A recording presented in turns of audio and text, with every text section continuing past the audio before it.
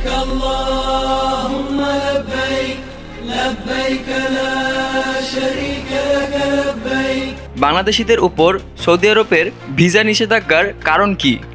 অস্থায়ীভাবে বাংলাদেশিদের উপর ওমরা, ব্যবসা, ভ্রমণ এবং পারিবারিক ভিসা নিষেধাজ্ঞা দিয়েছে সৌদি আরব। বাংলাদেশ সহ এই তালিকায় আরও 13টি দেশ রয়েছে, অর্থাৎ সব মিলিয়ে 14টি দেশের মানুষের উপর অস্থায়ী ভিসা নিষেধাজ্ঞা দিয়েছে সৌদি। এই ভিসা নিষেধাজ্ঞা জুনের মাঝামাঝি সময় পর্যন্ত বিদ্যমান থাকবে। এই সময় পবিত্র মক্কায় হজ করবেন বিশ্বের লাখ লাখ মুসল্লি। পাকিস্তানের সংবাদ মাধ্যম এআরওয়াই নিউজ জানিয়েছে, এ দেশগুলোর কেউ যেন অনুমতি ছাড়া হজ না করতে পারে, সেজন্য এ ব্যবস্থা নেওয়া হয়েছে। তবে এসব দেশের যাদের কাছে ওমরা ভিসা আছে তারা 13 এপ্রিল পর্যন্ত সৌদিতে প্রবেশ করতে পারবেন বলে জানিয়েছে সৌদি আরব কর্তৃপক্ষ।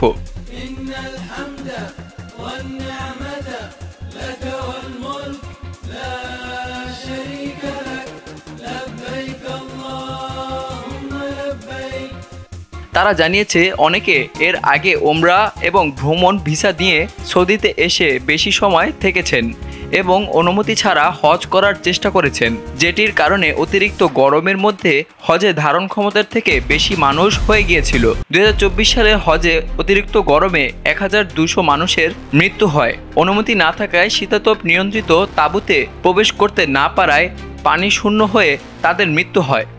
আরেকটি কারণ হলো, এসব দেশের অনেক মানুষ ভ্রমণ, ওমরা বা ব্যবসায়িক এবং পারিবারিক ভিসা নিয়ে সৌদিতে এসে কাজ করার চেষ্টা করেন। এই ভিসা নিষেধাজ্ঞা নিয়ে এ দেশগুলোকে উদ্বিগ্ন না হওয়ার আহ্বান জানিয়েছে সৌদি, কারণ এর সঙ্গে কূটনীতির কোনো সম্পর্ক নেই। মূলত সাধারণ মুসল্লিরা যেন স্বাচ্ছন্দ্যে হজ করতে পারেন, সেজন্য এ ব্যবস্থা নেওয়া হয়েছে। আগামী 4 থেকে 9 জুন পর্যন্ত সৌদিতে হজের মৌসুম চলবে। যেসব দেশের উপর দেওয়া হয়েছে এই ভিসা নিষেধাজ্ঞা, প্রথমে রয়েছে বাংলাদেশ এবং পরবর্তীতে ভারত, পাকিস্তান, মিশর, Indonesia, Iraq, Nigeria, Jordan, Algeria, Sudan, Ethiopia, Tunisia, Yemen এবং মরক্কো।